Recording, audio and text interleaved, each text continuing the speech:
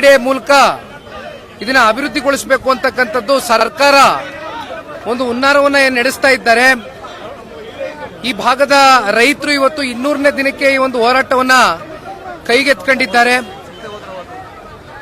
ನಿನ್ನೆ ದಿನ ಉಪಮುಖ್ಯಮಂತ್ರಿಗಳು ಬಂದು ಮಾತನಾಡಿರ್ತಕ್ಕಂಥದ್ದು ನೋಡಿದ್ದೇವೆ. ಈ ವಿಷಯದ ಬಗ್ಗೆ ರೈತರ ಜೊತೆಯಲ್ಲಿ ಯಾವ್ಯಾವ ರೀತಿ ವರ್ತನೆಯನ್ನ ಮಾಡಿದ್ದಾರೆ ಅಂತಕ್ಕಂಥದ್ದು ಕೂಡ ಇಡೀ ರಾಜ್ಯದ ಜನತೆ ನೋಡಿದ್ದಾರೆ. ಒಟ್ಟಾರೆಯಾಗಿ ಇಲ್ಲಿರ್ತಕ್ಕಂಥ ರೈತರು ಹೇಳ್ತಾ ಇರ್ತಕ್ಕಂಥದ್ದಿಷ್ಟೇ, ಅವರ ತಾತ ಅವರ ತಂದೆ ಇವತ್ತು ನಮ್ಮ ಕಾಲ ಮುಂದಿನ ಭವಿಷ್ಯದ ಪೀಳಿಗೆಗಳು ಇವತ್ತು ರೈತರ ಮಕ್ಕಳು.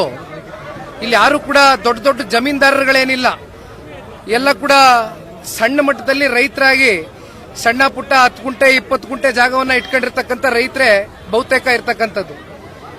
ಇಲ್ಲಿ ನಮ್ಮೆಲ್ಲರಿಗೂ ತಿಳಿದ ಮಟ್ಟಕ್ಕೆ ಒಂದ್ ಕಡೆ ತೋಟಗಾರಿಕೆ ನಡೀತಕ್ಕಂಥದ್ದು ಇರಬಹುದು, ಜೊತೆಯಲ್ಲಿ ಹಾಲು ಉತ್ಪಾದನೆ ಇವತ್ತು ಸರಬರಾಜು KMFಗೆ 6 ಲಕ್ಷ ಲೀಟರ್ ಅಷ್ಟು ಪ್ರತಿ ತಿಂಗಳು ಇವತ್ತು ಈ ಭಾಗದಿಂದ ಇವತ್ತು ರೈತರು ಇದನ್ನ ಉತ್ಪಾದನೆಯನ್ನ ಮಾಡಿ ಅವರ ಜೀವನೋಪಾಯವನ್ನು ಕಟ್ಕೊಂಡಿದ್ದಾರೆ. ಈ ರೀತಿ ನೀವು ತೆಂಗು ತಗೊಳ್ಳಿ, ಮಾವು ತಗೊಳ್ಳಿ, ಗಿಡಗಳು ಲಕ್ಷಾಂತರ ಗಿಡಗಳಿದೆ. ಇವೆಲ್ಲವನ್ನ ಇವತ್ತು ರೈತರಿಂದ ಕಸ್ಕೊಳ್ತಕ್ಕಂಥ ಒಂದು ಪ್ರಯತ್ನ ಈ ರಾಜ್ಯ ಸರ್ಕಾರ GBIT ಹೆಸರಲ್ಲಿ ಏನು ಮಾಡ್ತಾ ಇದೆ, ಇದರಲ್ಲಿ ಒಂದು ಬಹಳ ಸ್ಪಷ್ಟವಾಗಿ ಅರ್ಥ ಮಾಡ್ಕೋಬೇಕಾಗಿರ್ತಕ್ಕಂಥದ್ದು, ಈ ಹಿಂದೆ ಕುಮಾರಣ್ಣನ ಬಗ್ಗೆನೂ ಕೂಡ ಬಹಳ ಆಪಾದನೆಯನ್ನ ಇತ್ತೀಚಿನ ದಿನಗಳಲ್ಲಿ ಮಾಡ್ಕೊಂಡು ಹೊರಟಿದ್ದಾರೆ. ಇದರ ಬ್ರೇನ್ ಚೈಲ್ಡ್ ಕುಮಾರಸ್ವಾಮಿ ಅವರು ಇದನ್ನ ನಾವು ಮುಂದುವರಿಸ್ತಾ ಇದ್ದೇವೆ ಅಂತಕ್ಕಂಥದ್ದು. ಆದ್ರೆ ಕುಮಾರಣ್ಣ ಅವರು ಎಂದೂ ಕೂಡ ರೈತರ ವಿಚಾರದಲ್ಲಿ ಈ ರೀತಿ ಮಾತನಾಡಿಲ್ಲ ಸಾರ್ವಜನಿಕವಾಗಿ. ಬದಲಾಗಿ ಅವರು ಮುಖ್ಯಮಂತ್ರಿಗಳಾಗಿದ್ದಾಗ ಕೃಷ್ಣ ಕಚೇರಿಯಲ್ಲಿ 2 ರಿಂದ 4 ಸಭೆಗಳು ನಿರಂತರವಾಗಿ ಈ ಭಾಗದಲ್ಲಿ ಇರ್ತಕ್ಕಂಥ ರೈತ ಹೆಣ್ಣು ಮಕ್ಕಳು ಸೇರಿದಂತೆ ಮಕ್ಕಳು ಇಡೀ ಕುಟುಂಬಸ್ಥರ ಜೊತೆಯಲ್ಲಿ ಕೂತ್ಕೊಂಡು ಒಂದು ಮುಖ್ಯಮಂತ್ರಿಗಳಾಗಿ ಕೂತ್ಕೊಂಡು ಚರ್ಚೆ ಮಾಡಿ ಇದರ ಸಾಧಕ ಬಾಧಕಗಳೇನು, ಇದರಲ್ಲಿ ಮುಂದಿನ ದಿನಗಳಲ್ಲಿ ಯೋಜನೆ ಆಗ್ತಕ್ಕಂಥ ನಿಟ್ಟಿನಲ್ಲಿ ಕೇವಲ ಬಿಡದಿ ಒಂದೇ ಇರಲಿಲ್ಲ, ಸೋಲೂರ್ ಇತ್ತು, ಸಾತ್ನೂರ್ ಇತ್ತು, ನಂದಗುಡಿ ಇತ್ತು, ಅದರಲ್ಲಿ ಬಿಡದಿನೂ ಕೂಡ ಸೇರಿತ್ತು. ಬಿಡದಿನ ಒಂದು ಪೈಲಟ್ ಪ್ರಾಜೆಕ್ಟ್ ಆಗಿ ಮಾಡಬೇಕು, ಇಲ್ಲಿಂದ ಏನಾದ್ರೂ ನಮ್ಮ ರೈತರನ್ನ ಆರ್ಥಿಕವಾಗಿ ಸಬಲರಾಗಿ ಮಾಡಬೇಕು ಅಂತಕ್ಕಂಥ ಆಲೋಚನೆ ಅವರಲ್ಲಿದ್ದಂಥದ್ದು. ಆದ್ರೆ ಅವತ್ತು ರೈತರು ಯಾವಾಗ ಇದನ್ನ ಕೈ ಬಿಡಿ ಅಂತಕ್ಕಂಥದನ್ನ ರೈತರು ತಿಳಿಸಿದ್ರು, ಅಷ್ಟರಲ್ಲಿ ಸರ್ಕಾರನೂ ಕೂಡ ನಮಗೆ ಗೊತ್ತಿದ್ದಂಗೆ ಅಧಿಕಾರನೂ ಕೂಡ ಹೋಯ್ತು. ಆ ಸಂದರ್ಭದಲ್ಲಿ ಇವೆಲ್ಲವೂ ಕೂಡ ಸೈಲೆಂಟ್ ಆಗಿತ್ತು. ಆದ್ರೆ ಈಗ ಮತ್ತೆ ಹೊಸದಾಗಿ ಇವತ್ತು 9,000 ಎಕರೆ ಜಮೀನನ್ನ ಈ ಭಾಗದಲ್ಲಿ ಇವತ್ತು ಅಕ್ವಿಸಿಷನ್ ಮಾಡತಕ್ಕಂಥ ಪ್ರಾಸೆಸ್ಗೆ ಈಗಾಗಲೇ ಕೈಯನ್ನ ಏನಾಕಿದ್ದಾರೆ. ಪ್ರತಿನಿತ್ಯ ನಾವು ನೋಡ್ತಾ ಇದ್ದೇವೆ. ಇಲ್ಲಿ ಮಂಜಣ್ಣ ಅವರು ನನ್ನ ಜೊತೆಲಿದ್ದಾರೆ. ಪ್ರತಿನಿತ್ಯ ವಿಡಿಯೋಗಳು ಇವತ್ತು ವಾಟ್ಸ್ಆಪ್ ಮೂಲಕ ಹರಿದು ಬರ್ತಾ ಇದೆ. ಇವತ್ತೇನು ಹಳ್ಳಿಗಳಿಗೆ ಹೋಗ್ತಕ್ಕಂಥದ್ದು, ಇಲ್ಲಿರ್ತಕ್ಕಂಥ ಅಧಿಕಾರಿಗಳು, GBDA ಅಧಿಕಾರಿಗಳು ತಗೊಳ್ಳಿ, ಪೊಲೀಸ್ ಅಧಿಕಾರಿಗಳು ತಗೊಳ್ಳಿ, ಇವರೆಲ್ಲರೂ ಕೂಡ ಇವತ್ತು ಏನು ಜಾಯಿಂಟ್ ಸರ್ವೆಗಳು ಪ್ರಕ್ರಿಯೆ ಮಾಡಬೇಕು ಅಂತಕ್ಕಂಥದ್ದು ಇವತ್ತು ರೈತರ ಕನ್ಸೆಂಟ್ ಇಲ್ದಿರ ಇವತ್ತು ಮಾಡ್ಲಿಕ್ಕೆ ಹೊರಟಿದ್ದಾರೆ.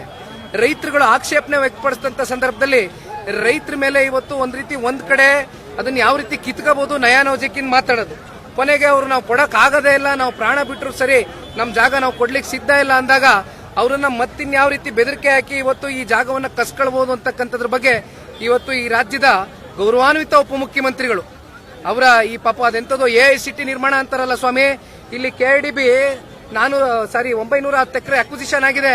ಆರೋಹಳ್ಳಿ, ಕೆಂಚಗನಹಳ್ಳಿ ಕಾವಲ್ನಲ್ಲಿ ಎಷ್ಟು 910 ಎಕರೆ. ಅದೇನೋ AICT 2000 ಎಕರೆಲ್ಲಿ ಮಾಡ್ತೀನಿ ಅಂತ ಇದಾರಲ್ಲ, ಮಾಡಿ ತೋರಿಸ್ರಿ. ಅಲ್ಲಿ ಅಕ್ವಿಸಿಷನ್ ಯಾವ ಪುರುಷಾರ್ಥಕ್ಕೆ ಮಾಡಿದಿರಿ? KIDB ಅಕ್ವಿಸಿಷನ್ ತೋರಿಸ್ರಿ, ಜನಕ್ಕೆ ವಿಶ್ವಾಸ ಮೂಡಿಸ್ರಿ. 3 ವರ್ಷದಲ್ಲಿ ನೀವು ಪ್ರಾಜೆಕ್ಟ್ ಕಂಪ್ಲೀಟ್ ಮಾಡಕ್ ಆಗ್ತದ ಸ್ವಾಮಿ? 20,000 ಕೋಟಿ ಇವತ್ತು ಹೇಳ್ತಾ ಇದೀರಾ, 20,000 ಕೋಟಿ ಈ ಪ್ರಾಜೆಕ್ಟ್ ನ ಬೆಲೆ. ಕುಮಾರಣ್ಣ ಅವ್ರು ಏನ್ ನಿಗದಿಪಡಿಸಿದ್ರು? ಅವತ್ತಿಗೆ 60,000 ಕೋಟಿ ನಿಗದಿಪಡಿಸಿದ್ರು ಕಣ್ರಿ ಪ್ರಾಜೆಕ್ಟ್ ನ ಬೆಲೆ.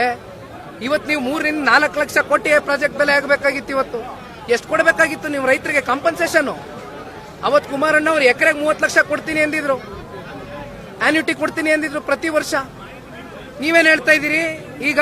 ಅದು ಬಾಯಿ ಮಾತಲ್ಲಿ 1.25 ಕೋಟಿನೋ 1.5 ಕೋಟಿನೋ ಕೊಡ್ತೀನಿ ಅಂತ ಹೇಳ್ತೀರಿ.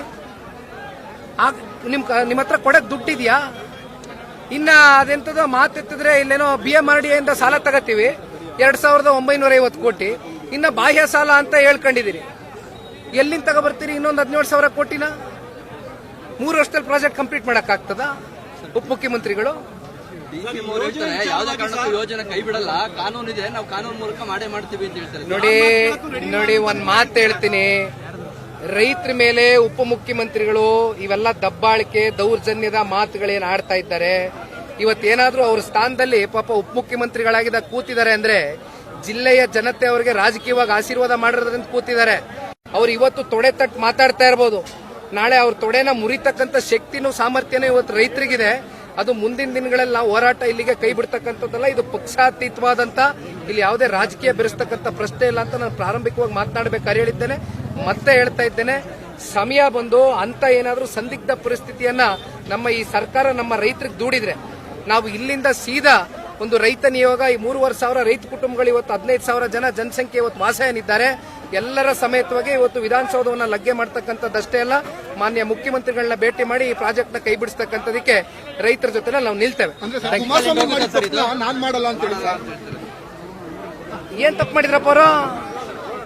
ಹೌದು, ಅಲ್ಲ, 1 ಸೆಕೆಂಡ್, ಪೆನ್ನು ಪೇಪರ್ ಕೊಟ್ಟವರಲ್ಲ, ಆ ಪೆನ್ನು ಪೇಪರ್ ಅಲ್ಲಿ ಇವತ್ತು ಅದೇನ್ ತಿದ್ದಬೇಕು ತಿದ್ದಪ್ಪ. ಯಾರು ತಪ್ಪು ಮಾಡಿದ್ರು, ಯಾರು ನಿನ್ನೇನ್ ಸರಿಪಡಿಸೋದಕ್ಕೆ ನಿನ್ ಪೇಪರ್ ಕೇಳಿದ್ದಲ್ಲಪ್ಪ, ಪೆನ್ನು ಕೊಟ್ಟವರಲ್ಲ. ಮಾಡ್ಲಿ, ನಮ್ ಶಿವಕುಮಾರಣ್ಣ ಸ್ವಾಗತ ಮಾಡ್ತೀವಿ, ತಗೊಂಡು ಹೋಗ್ತೀವಣ್ಣ. ರೈತರು ಕಾಪಾಡೋದಷ್ಟೇ, ರೈತರ ಹಿತಾಸಕ್ತಿ ನಮ್ ದೃಷ್ಟಿ ಅಷ್ಟೇ.